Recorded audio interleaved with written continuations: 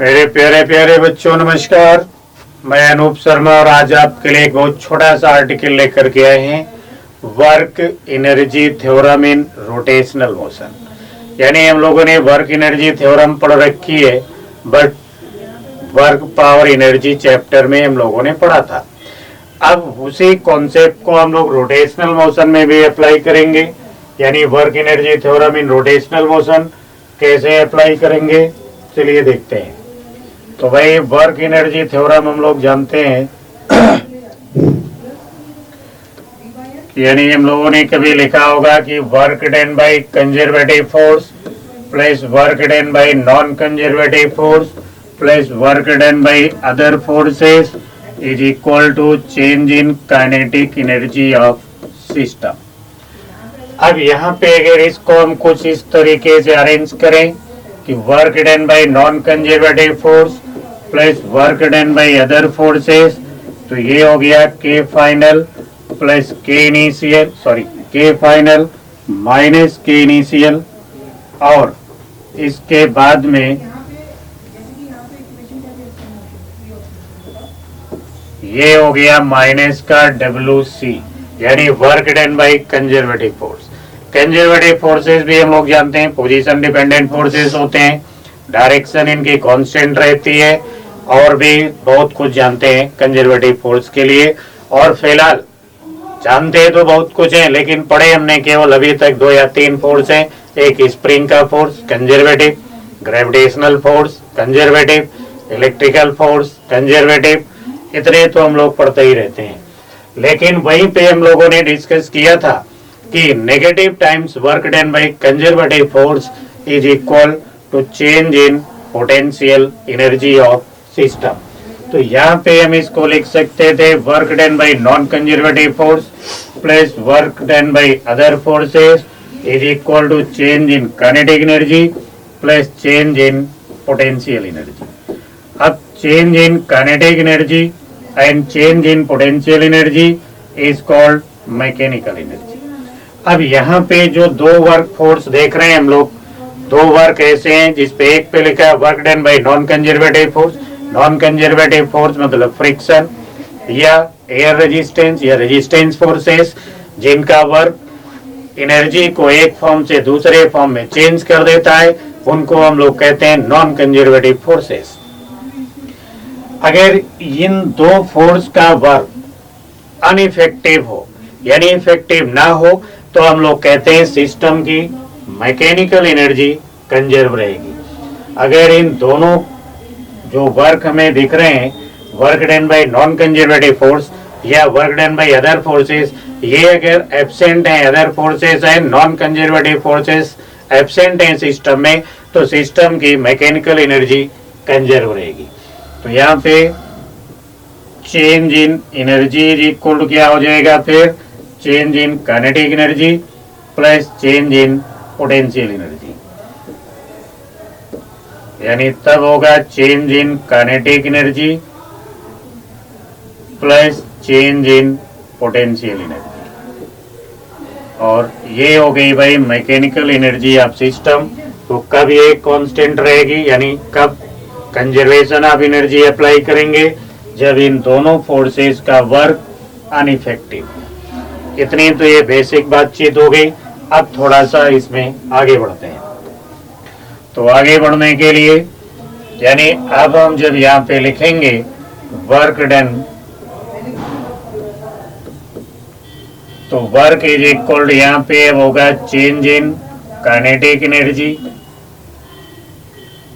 और होगा भाई चेंज इन मैकेनिकल एनर्जी यानी पोटेंशियल एनर्जी। तो भाई चेंज इन काइनेटिक एनर्जी में लिखेंगे के ट्रांसलेशनल प्लस यहाँ पे होना चाहिए यानी change in translational kinetic energy plus change in rotational kinetic energy plus यहाँ पे लिखेंगे change in potential energy, change in potential energy is equal to क्या हो जाना चाहिए भाई, वर्क होना चाहिए। तो वर्क इज इक्वल क्या होगा, change in translational kinetic energy plus change in rotational kinetic energy plus change in potential energy ये होगा वर्क। यानी इस फॉर्मेट में हम लोग रोटेशनल मोशन में इस वर्क एनर्जी थ्योरम को अप्लाई करेंगे। तो देखिए वर्क एनर्जी थ्योरम अप्लाई करने के लिए अभी हम लोग जैसे लिखते हैं work done by conservative force क्या होता है, लिख देते हैं भाई एफ डॉट डी एस। तो यहाँ डी एस क्या होता है, तो ये होता है displacement of centre of mass.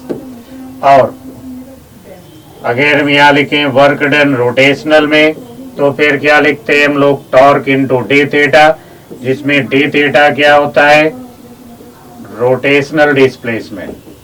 Rotational displacement यानी अगर बॉडी रोटेट कर रही है तो रोटेशनल डिस्प्लेसमेंट होगा, ट्रांसलेट कर रही है तो ट्रांसलेशनल डिस्प्लेसमेंट होगा। तो इस तरीके से हम लोग वर्क लिखेंगे। यानी ये है work done during translational motion और ये है work done during rotational motion, और ये बातें हम लोग जानते हैं। तो इसी के बेस पे अब देखिए थोड़ा सा डिस्कस करते हैं कि इस थ्योरम को हमें कैसे अप्लाई करना होगा। तो इसे अप्लाई करने के लिए यहाँ पे हमने, ठीक है भाई, तो अब देखिए ये इस बॉडी का हो गया भाई सेंटर और ये हो गई रेडियस। यहाँ पे हमने मान लीजिए कोई फोर्स अप्लाई कर दिया, तो ये तो हो गया भाई एक्सटर्नल फोर्स। तो जब इस बॉडी पे हम ऐसे फोर्स लगाएंगे, कितनी दूर पे लगा दिया, स्मॉल आर। तो जब हम इस पे ऐसे फोर्स लगाएंगे तो ये बॉडी हमारी आगे की तरफ चलेगी और आगे की तरफ ये चलेगी। तो फिर ये तो श्योर हो गया कि इसमें फ्रिक्शन लगेगा। अब फ्रिक्शन किधर लगेगा, तो हमने कह दिया भाई ये पीछे की तरफ हो गया फ्रिक्शनल फोर्स। तो यहाँ पे फ्रिक्शन लग रहा होगा। अब अगर इस फ्रिक्शन का हम वर्क निकालें, फ्रिक्शन का वर्क कैलकुलेट करें, तो फिर देखिए जब फ्रिक्शन का हम वर्क कैलकुलेट करेंगे तो यहाँ कंडीशन कुछ ऐसी है। कंडीशन ये है कि ये ऑब्जेक्ट तो हमारा आगे की तरफ मूव कर रहा होगा और ये बॉडी हमारी ऐसे रोटेट कर रही होगी, घूम रही होगी। तो यहाँ फ्रिक्शन एक नहीं दो वर्क करेगा, रोटेशनल वर्क भी करेगा और ट्रांसलेशनल वर्क भी करेगा। तो अगर हम बात करें translational work done by friction, यानी अभी हम यहाँ क्या लिख रहे हैं, वर्क डन बाय फ्रिक्शन। तो वर्क डन बाय फ्रिक्शन में अगर हम यहाँ लिखते हैं ट्रांसलेशनल, तो ट्रांसलेशनल वर्क क्या हो गया, देखिए फ्रिक्शन किधर लग रहा है, पीछे की तरफ, और बॉडी किधर जा रही है, आगे की तरफ। तो ये हो गया फ्रिक्शन और ये रहा dx। यानी वर्क कैसा होगा, इसका नेगेटिव होगा। लेकिन अब ये फ्रिक्शन इसी सेंस का टॉर्क लगा रहा होगा इस पे, और इसी डायरेक्शन में एंगुलर डिस्प्लेसमेंट भी हो रहा है। तो अगर हम लिखें वर्क डन कौन सा, रोटेशनल में, तो वर्क डन ये हो गया भाई फ्रिक्शनल फोर्स। फ्रिक्शनल फोर्स हो गया इनटू डिस्टेंस हो गई r, तो हो गया टॉर्क, और ये हो गया डी थीटा। यानी अभी हमने क्या लिखा है, टॉर्क इनटू डी थीटा, और टॉर्क की जगह पे हमने क्या लिखा हुआ है, फ्रिक्शनल फोर्स इनटू r। क्योंकि फ्रिक्शनल फोर्स कहाँ लग रहा है, कांटेक्ट पॉइंट पे, ये है इसका एक्सिस ऑफ रोटेशन। तो परपेंडिकुलर डिस्टेंस कितनी हो गई, r।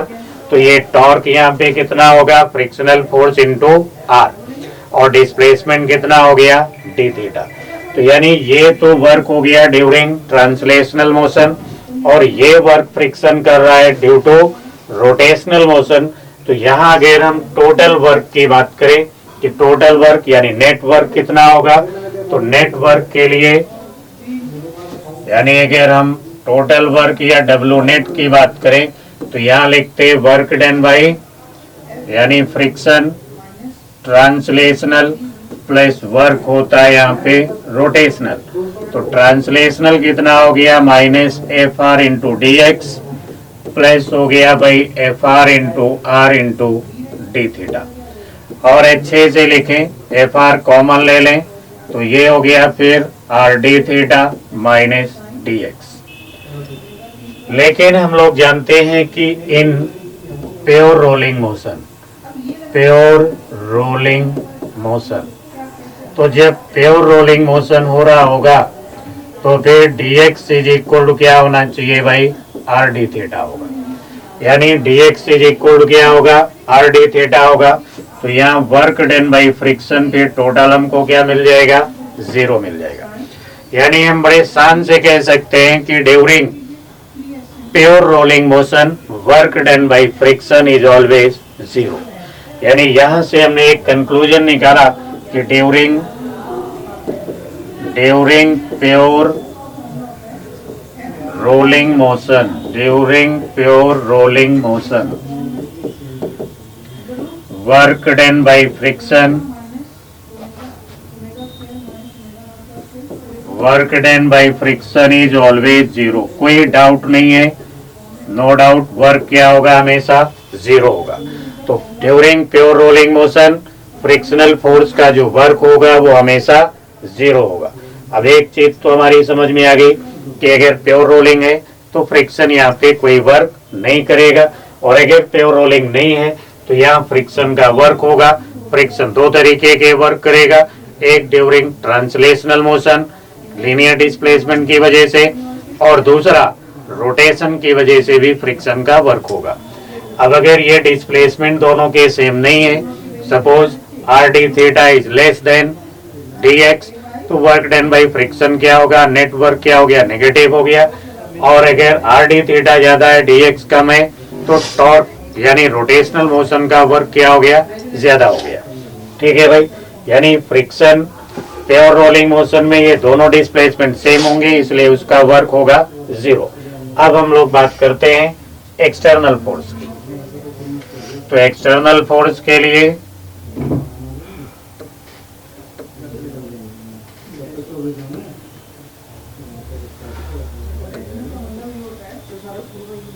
अब देखिए, अगर हम एक्सटर्नल की बात करें तो अभी ऐसा हम लोगों ने एक फिगर बनाया था, और इस फिगर में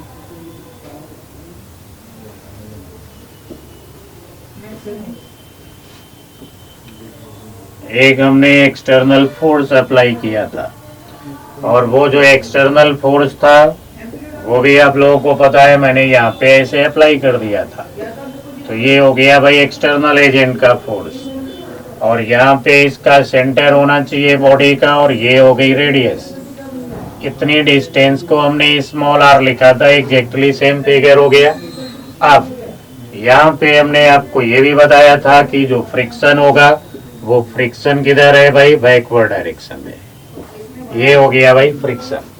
अब यहाँ अगर हम कैलकुलेट करें work done by external force, यानी W एक्सटर्नल अगर कैलकुलेट करें work done by external force, तो एक्सटर्नल फोर्स भी यहाँ दो तरीके के वर्क करेगा।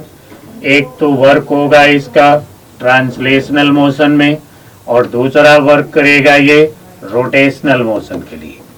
तो अगर हम लिखें work done by translational motion, तो ट्रांसलेशनल मोशन में भाई ये फोर्स हो गया F, और डिस्प्लेसमेंट क्या हो गया dx। क्योंकि जिस डायरेक्शन में फोर्स लग रहा है बॉडी भी उसी डायरेक्शन में स्लाइड करेगी या ट्रांसलेट करेगी या मूव करेगी, तो सेंटर ऑफ मास का मोशन भी फोर्स के डायरेक्शन में है। इसलिए वर्क डन जो ट्रांसलेशनल मोशन के टाइम पे होगा वो कैसा होगा, पॉजिटिव होगा। अब यहाँ पे ये बॉडी देखिए स्मॉल आर डिस्टेंस पे लग रही है, तो वर्क डन अगर हम रोटेशनल मोशन के टाइम पे लिखें तो फोर्स तो F हो गया, इनटू ए स्मॉल आर क्या हो गया भाई, टॉर्क हो गया, और डिस्प्लेसमेंट बॉडी कितना घूम गई, डी थीटा। तो यहाँ ये हो गया work done during rotational motion. अब टोटल वर्क की यहाँ पे भी अगर बात किया जाए तो ये होगा work done by translational motion, और ये रहा work done during rotational motion. तो ट्रांसलेशनल में तो हो गया भाई F इंटू डी एक्स, और इधर हो गया भाई F into small R D theta. F को अगर कॉमन ले लिया जाए तो ये हो गया D X plus small R D theta. यानी इतना डिस्प्लेसमेंट हो गया, एक्सटर्नल एजेंट का वर्क हो गया। अब फिर से अगर हम कहें कि ये जो dx है वो तो होगा आर डी थीटा। अब dx होगा आर डी थीटा, तो यहां से अगर हम डी थीटा की वैल्यू निकालें तो ये होना चाहिए dx अपॉन आर। अब dx अपॉन r, यहाँ d थीटा को अगर हम रिप्लेस करें तो ये हो गया f एक्सटर्नल, ये हो गया भाई dx प्लस इसको हमने लिख दिया स्मॉल r, और ये हो जाएगा dx अपॉन कैपिटल R। यानी ये हमने यहाँ पे इतना लिख डाला। उम्मीद है कि ये बात समझ में आ गई होगी। अब इतनी बात समझ में आ गई है तो फिर आगे देखते हैं अगले पेज पे। तो यानी जो work done by external agent हमें मिला वो तो हो गया F, फिर अगर हम dx भी कॉमन ले लें तो ये हो गया 1 plus small r upon capital R। तो work done by external agent क्या होगा भाई, तो ये हो गया F into x 1 plus small r upon capital R। ये हो गया work done by external agent. अब अगर हम यहाँ अप्लाई करते हैं वर्क एनर्जी थ्योरम, तो देखिए हमने वर्क डन बाय फ्रिक्शन भी कैलकुलेट कर लिया, क्योंकि आपने पढ़ा था ना work done by non conservative force plus work done by other forces is equal to change in kinetic energy plus change in potential energy. तो बस वही इक्वेशन हम लिखेंगे, यानी work done by non conservative force plus work done by other forces is equal to change in kinetic energy plus change in potential energy. Kinetic energy में कौन कौन सी होगी, एक तो ट्रांसलेशनल और दूसरी कौन सी काइनेटिक एनर्जी रोटेशनल, और पोटेंशियल एनर्जी तो वही होगी। तो इस तरीके से इस फॉर्मेट में हम वर्क एनर्जी थ्योरम को अप्लाई करेंगे। इतनी बात क्लियर हो गई। तो देखिए फिर जब हम लिख रहे होते हैं यहाँ पे work done by friction plus work done by external agent is equal to होता K E translational plus K E rotational और प्लस पोटेंशियल एनर्जी। तो वर्क डन बाय फ्रिक्शन तो हमको अभी अभी मिला था 0, work done by external agent हमने लिखा था Fx और 1 plus small r upon capital R, जहां x क्या था, linear displacement of centre of mass, linear displacement of centre of मास। अब यहाँ अगर हम लिखते हैं चेंज इन काइनेटिक एनर्जी, तो ट्रांसलेशनल हो गई थी हाफ mv स्क्वायर, रोटेशनल हो जाती हाफ IC ओमेगा स्क्वायर, और potential energy centre of mass same height पे है तो चेंज इन पोटेंशियल एनर्जी क्या हो जाएगा, 0। और अच्छे से इसको लिखें तो ये हो जाएगा हाफ mv स्क्वायर प्लस हम करते हाफ IC को अगर हम लिखें NMR स्क्वायर ओमेगा स्क्वायर, और प्लस यहाँ पे कर दिया हमने ये रहा 0। अब यहाँ से अगर हम हाफ mv स्क्वायर कॉमन ले लें तो ये हो जाएगा 1 प्लस n, क्योंकि v इज इक्वल टू क्या होगा, r ओमेगा। भाई सभी लोग जानते हैं ना v इज इक्वल टू क्या होगा, r ओमेगा। तो r स्क्वायर ओमेगा स्क्वायर क्या हो जाएगा, v स्क्वायर। तो हमने यहाँ पे v स्क्वायर लिख लिया और इतना कॉमन ले लिया। IC को हम लोग NMR स्क्वायर लिखते हैं, n क्या होता है थोड़ी देर बाद में बताते हैं। यहाँ पे देखिए f मिल गया x 1 plus small r upon capital R। अब यहाँ अगर हम वेलोसिटी निकालें तो v स्क्वायर हमको यहाँ से मिल गया भाई 2fx 1 plus small r upon capital R, upon में लिख रहे होते हैं हम m, और ये हो गया n प्लस 1। तो ये हो गया v स्क्वायर, यानी हमने बॉडी ने जो ट्रांसलेशनल वेलोसिटी गेन किया वो हमने वर्क एनर्जी थ्योरम से कैलकुलेट कर लिया। अब यहीं पे अगर हमें एक्सेलरेशन कैलकुलेट करना होता तो एक्सेलरेशन के लिए फिर हम कहते हैं फोर्स यहाँ पे कांस्टेंट है, तो बॉडी मूव करेगी विद कांस्टेंट एक्सेलरेशन, क्योंकि यहाँ प्योर रोलिंग मोशन हो रहा है। रोलिंग विद स्लाइडिंग होती तो बात अलग थी, अब प्योर रोलिंग है तो एक्सेलरेशन क्या होगा, कांस्टेंट। तो हम यहाँ काइनेमेटिक्स की थर्ड इक्वेशन इस्तेमाल कर सकते हैं। अब काइनेमेटिक्स की अगर थर्ड इक्वेशन हम इस्तेमाल करें तो फिर उसके अकॉर्डिंग तो हम लिखते हैं v square is equal to 2ax, और एक्सेलरेशन यहाँ पे होना चाहिए था v स्क्वायर अपॉन 2x। और हमने जो वी स्क्वायर कैलकुलेट किया है वो है 2fx 1 plus small R upon capital R upon में था m और n प्लस 1। अब इन दोनों इक्वेशन को अगर इक्वल कर दिया जाए, दोनों इक्वेशन को अगर इक्वल कर दिया जाए तो यहां से हमको मिल गया भाई 2ax is equal to 2fx 1 plus small R upon capital R upon में लिखते m n प्लस 1। तो भाई 2 और x खत्म हो गए, तो यहाँ से एक्सेलरेशन भी कैलकुलेट कर लिया हमने। f हो गया 1 plus small R upon capital R upon में m n प्लस 1। तो इस तरीके से हमने यहाँ एक्सेलरेशन भी कैलकुलेट कर लिया। तो एक्सेलरेशन भी मिल गया, वेलोसिटी भी मिल गई, और जो कुछ भी आप कैलकुलेट करना चाहते हैं सब कर सकते हैं। अब बात आ गई कि हमने IC को लिखा था NMR स्क्वायर, ये तो हम लिखते हैं और ये आप भी लिखेंगे, लेकिन बुक में जो लिखा होता है वो IC इक्वल क्या होता है, MK स्क्वायर होता है। तो अगर हम लिखें NMR स्क्वायर और IC को हम लिखते हैं MK स्क्वायर, तो M तो खत्म हो गया, यानी N क्या होना चाहिए था, K square upon R square.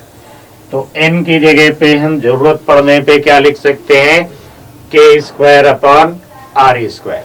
ऐसा लिख करके हम लोग N को रिप्लेस कर लेंगे जब जरूरत होगी। अदरवाइज इसी फॉर्मेट में याद रखेंगे, इसी फॉर्मेट में कैलकुलेशन करेंगे। N का कुछ और मतलब होता है, वो भी आपको बता देते हैं। तो भाई अभी देखिए हमने ये बना दी रिंग, और रिंग का ये सेंटर ऑफ मास है, ये हो गया एक्सिस ऑफ रोटेशन। ये जो आप देख रहे हैं ये रिंग है। अब रिंग है, इसका मास हो गया m, रेडियस हो गई r। तो इसकी जो IC लिखते हैं हम लोग वो होती है MR स्क्वायर, और IC हमने आपको क्या बताया, NMR स्क्वायर। अब हमें कुछ कहने की जरूरत नहीं है, आप खुद समझ गए होंगे। n क्या हो गया, यहाँ पे 1 हो गया। अब ऐसे ही मान लीजिए अपने पास ये डिस्क होती, और इस डिस्क को अगर हम रोटेट करते, ये डिस्क है, इसे अगर रोटेट कराते, क्योंकि यही इसका CM है, मास सेम हो गया, तो इसकी IC को हम लोग क्या लिख रहे होते, हाफ MR स्क्वायर। यानी IC होती क्या है, तो हम लोग कहते हैं NMR स्क्वायर। यानी n कितना मिला आपको यहाँ पे, 1/2। तो भाई रिंग और हॉलो सिलेंडर के लिए n की वैल्यू क्या होगी, 1। डिस्क और सॉलिड सिलेंडर के लिए n की वैल्यू क्या होगी, हाफ। और मान लीजिए ये दोनों ही नहीं है, ये दोनों ही नहीं है, हमारे पास में तो सॉलिड स्फीयर है। अब सॉलिड स्फीयर है तो ये हो गया भाई सॉलिड स्फीयर। अब सॉलिड स्फीयर है तो इसका सेंटर ऑफ मास कहाँ होगा, इसके सेंटर पे होगा। अब इसके सेंटर पे होगा इसका सेंटर ऑफ मास। अब ये अगर ऐसे रोटेट कर रहा है तो इसके जो IC है उसे हम लोग लिखते हैं 2/5 MR स्क्वायर। और हमने जो आपको IC बताया वो क्या बताया, NMR स्क्वायर। यानी यहाँ पर भी कुछ कहने की जरूरत नहीं है, आपकी समझ में आ गया n क्या होता है, 2/5। यह मोटा मोटा समझिए। तो कोई भी मोमेंट ऑफ इनर्शिया हो किसी भी रोलिंग बॉडी में, रोलिंग कौन कौन करता है, सिलेंडर करेगा, hollow cylinder, solid cylinder, hollow sphere, solid sphere, ring, disc, ये जनरल बॉडी हैं जो रोल करती हैं। अब ये रोल करती हैं तो इन सब की मोमेंट ऑफ इनर्शिया में MR स्क्वायर का टर्म कॉमन होता है, बदला हुआ क्या होता है, एक नंबर। यानी रिंग है तो MR स्क्वायर n हो गया 1, डिस्क है तो half MR square, hollow cylinder है तो MR स्क्वायर यानी n क्या हो गया 1, सॉलिड सिलेंडर है तो क्या लिखते हैं, हाफ MR स्क्वायर, n क्या हो गया 1/2, हॉलो स्फीयर है लिखते हैं भाई 2/3 MR स्क्वायर, n क्या हो गया 2/3। तो बस जो नंबर होता है MR स्क्वायर से पहले वही होता है n। यानी अगर ये फॉर्म को हम एज ए फार्मूला भी इस्तेमाल करें तो भी काफी फायदे में रहेंगे। और उम्मीद है कि कैसे अप्लाई करना है वर्क एनर्जी थ्योरम ये आपकी समझ में आ गया होगा। नेक्स्ट क्लास में हम आपको बताएंगे रोलिंग विद स्लाइडिंग और रोलिंग विद स्लिपिंग में वर्क एनर्जी थ्योरम कैसे अप्लाई करेंगे। कैसे वर्क निकालेंगे, work done by friction in translational motion. तब तक के लिए फिर इजाजत दीजिए, मिलते हैं नई क्लास में।